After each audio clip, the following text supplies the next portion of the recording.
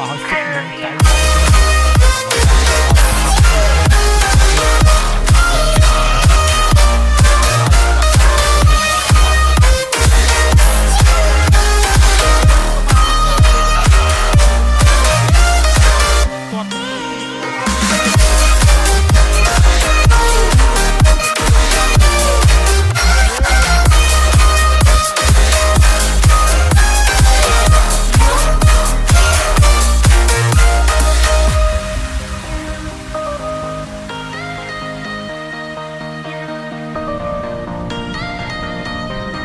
ចំណុចត្រង់នេះគឺជាក្របបាល់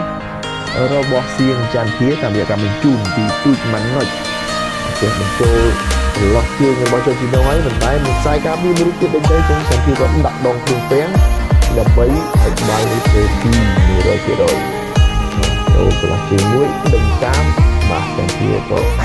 មានជំហរល្អទៅវ៉ាន់វិតគឺអ្នកដេញញាក់នៅជំហរត្រង់នេះច័ន្ទធាអាចរៀបរៀងmà nói tại sao thì của mà chúng ta bạn tiếp tục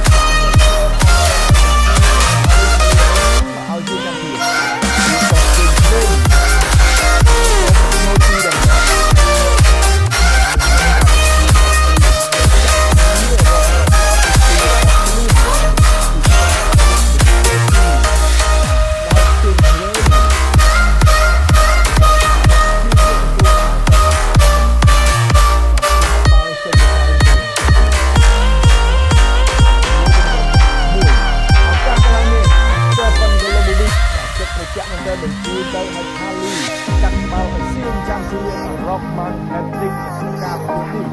ចំណាយពេលត្រឹម45នាទីនៅក្នុងយប់នេះការជាការជា Rockman hat-trick នៅក្នុងការប្រកួតនេះឲ្យមកទៀតមកដល់